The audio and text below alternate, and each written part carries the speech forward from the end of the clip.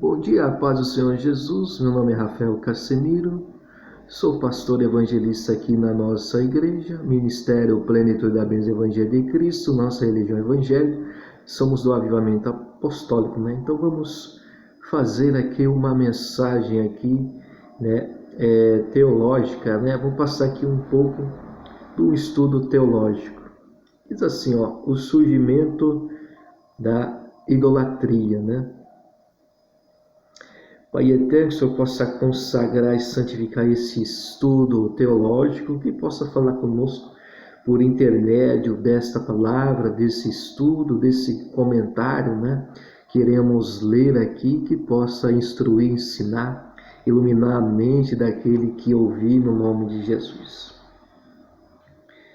Diz assim, o homem perde a origem do conhecimento de um único Deus. Quando cai em pecado, é banido de sua presença, né?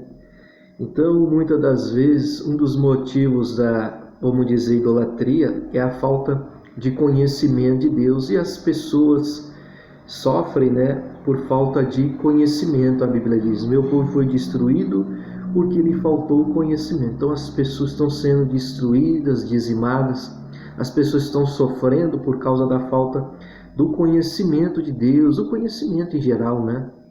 Conhecimento na cultura comum, né, o conhecimento geral. Então, quer dizer, o conhecimento é importante, então as pessoas têm sofrido, padecido pela falta do conhecimento. Então, a falta do conhecimento de Deus, as pessoas têm feito coisas erradas, coisas degradantes diante, né, da presença de Deus. Então, coisas que não deveria fazer. Então, é por a falta do conhecimento, né? Então, a falta de certas mensagens, de certas palavras que deveria ser pregado, e muitas vezes eu e você que muitas vezes é pregador ou que prega a palavra de Deus, não prega, né? Por isso as pessoas têm sofrido aí, né? E têm padecido. O ideal de adoração que Deus havia estabelecido no início da criação humana foi o monoteísmo, mas o homem, ao pecar, começou a adorar as forças da natureza, distanciando a verdadeira adoração, tornando-se politeísta, né? Então, no início da criação, eu creio que Deus ele fez você e você para adorarmos a Deus, buscar, né, a Deus, né? Então, por isso que Ele nos fez, né, nos fez para sermos adoradores, adorar ao Senhor, né? Então, foi para isso que Deus nos fez, né? Então, o homem se desviou, se distanciou e passou a adorar, nesse texto, a natureza, adorar outras coisas, né? Se tornando, né, politeísta, né? Porque o que é o politeísta? Ele adora mais de um Deus, ou adora as divindades, né? Então passou a adorar a outros deuses, né? Por ser o meio pelo qual se origina a vida, o sexo era praticado livremente nas religiões babilônicas, né? Então, uma cultura secular também. Então, a prática sexual faz parte da cultura secular, né? Então, religiões babilônicas, religiões também cananeias, então quer dizer também tinha um culto, né? Que tinha a prática sexual, ou um culto ali, ou um ritual sexual, até a homossexualidade também vem aí, né, do culto pagão, do culto dos cananeus, né? Então a prática sexual ela vem, né, era muito abusada, né, muito exigida nessas religiões, né? As religiões da época acreditavam que os deuses e deusas existentes mantinham relações sexuais, quer dizer que eles tinham relações com os deuses, né? Então quer dizer, na época eles acreditavam que os deuses ali, né, eles se manifestavam e tinham relações sexuais com as pessoas, ou com os seguidores, com os adoradores, né? Sendo assim, o sol ou a chuva passaram a ser considerados como deuses pelos seus adeptos, né? O sol, a lua ou a chuva, né? Então, quer dizer, era considerado deuses ali para os seus adeptos, as pessoas que praticavam a religião na época. Então, eles acreditavam, eles criam que eram para ele considerado deuses, né? O sol, a lua, a chuva, enfim, e outras coisas mais, né? Os reis, por serem poderosos, passaram a ser adorados, cada cidade tinha o seu deus padroeiro, né? Então, até mesmo nos tempos antigos, cada cidade tinha um deus, ou, por exemplo, no Brasil, cada cidade tem um santo padroeiro, né? Em São Paulo tem, enfim, em outros estados aí tem algum santo lá, que é o santo padroeiro da cidade, né? Então isso aí já faz parte da cultura antiga, né? Para os assírios, Assu era o principal deus. Na Babilônia, Marduk, o Nimrod, era adorado. Para que pudesse aceitar a ideia de que seus deuses eram reais, começaram a fabricar, né, imagens. Para que as pessoas acreditassem que os deuses deles eram verdadeiros, eles fizeram que as imagens, né, imagens, né, de escultura. Eu entendo que a imagem muitas vezes é para representar ali uma entidade. Por exemplo, na Igreja Católica tem o São Jorge, né? Então, para representar a figura de São Jorge, entendo também como uma homenagem, né? Pegando no catolicismo, né? Então isso já é uma prática antiga, né? Então eles fabricavam imagem para que as pessoas acreditassem, porque realmente Deus, aí não pode ver Deus, né? Porque Deus, a Bíblia diz que Deus é espírito, né? Então os homens passaram a fabricar imagem para que as pessoas pudessem acreditar que os deuses, ou que Deus seria real, seria verdadeiro, né? Ou os deuses pagãos. O homem passa do monoteísmo primitivo para o mais infame culto idólatra, né? Então ele passa a praticar, né, a idolatria, né? Já no tempo de Abraão, na cidade de Ur, os caldeus, havia muitos deuses e deusas, né? No tempo de Abraão também, até mesmo o pai ou a família de Abraão, eles eram idólatras.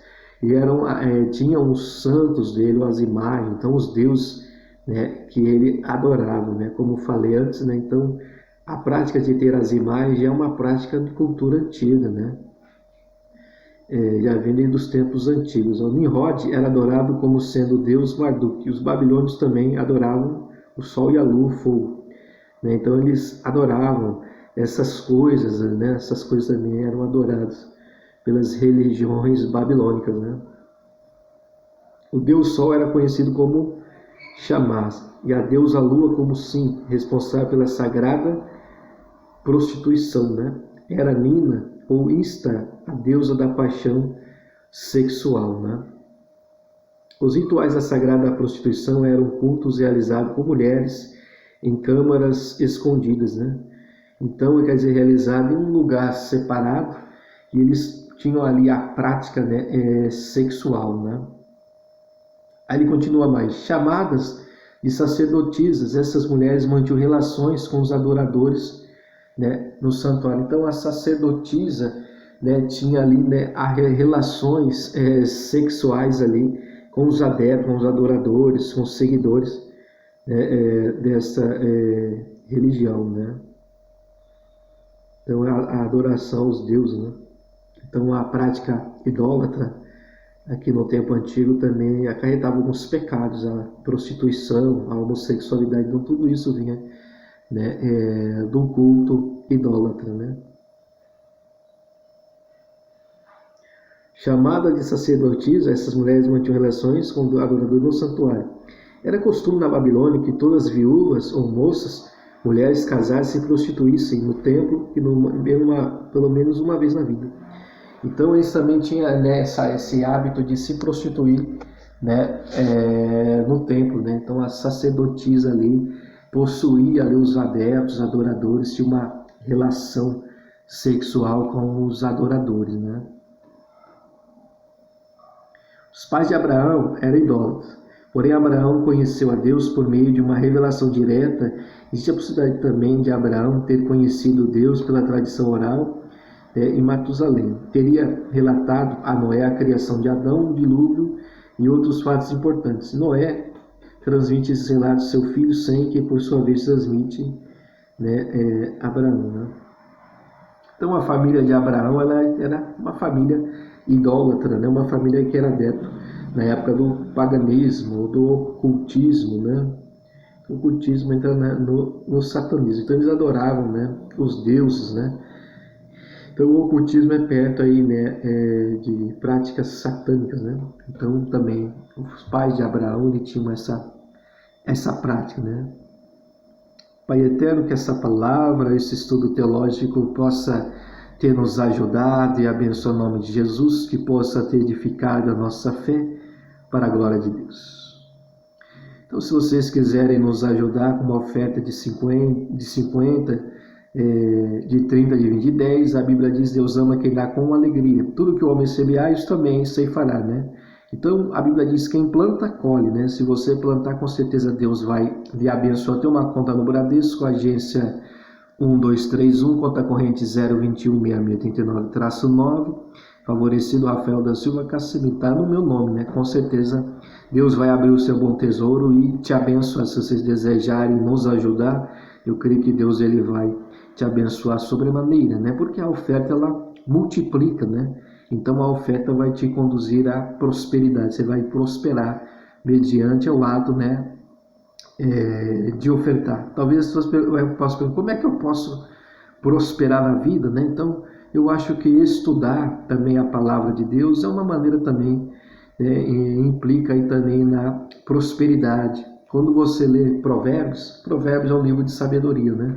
Então também ali tem alguns ensinamentos acerca também de finanças, né? Na área financeira. Então eu entendo como palavra de sabedoria. Então a sabedoria é importante para que você possa prosperar, fazer um negócio, ter uma ideia, né? Então, mediante o estudo, eu creio que Deus pode revelar um experimento, alguma coisa nova. Então, é importante estudar aí quem deseja, ou quem quer enriquecer, né? Então, é importante o estudo, o estudar, né? Então, por exemplo, eu quero prosperar na vida, então faz uma faculdade, um curso, então estudar você pode obter essa prosperidade, mas não é somente estudar, né? Nesse caso, tem também aí, né, as ofertas, né? Então você tem que ofertar na casa de Deus. Tem o dízimo também, que o dízimo tem promessa de bênção, né?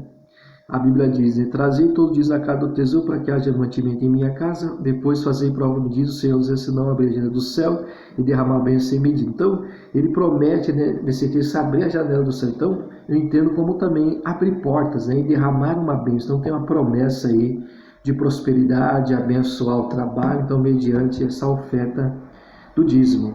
Bom, aqui na nossa igreja, né, a gente pede o dízimo anual, né? O dízimo ele era coletado em alguns textos de 3 em 3 anos, né?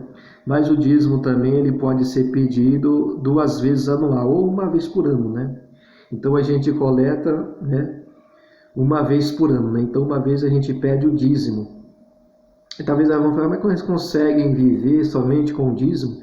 A gente tem ofertas também, a gente também pode fazer votos também, né? Então, quer dizer, o dízimo ele era coletado somente uma vez por mês, né? Então é isso. Se vocês quiserem nos ajudar, então foi um pouco, né, aqui um pouco da nossa teologia, né, um estudo teológico. Que Deus te abençoe e te guarde, que Deus resplandeça seu rosto sobre ti.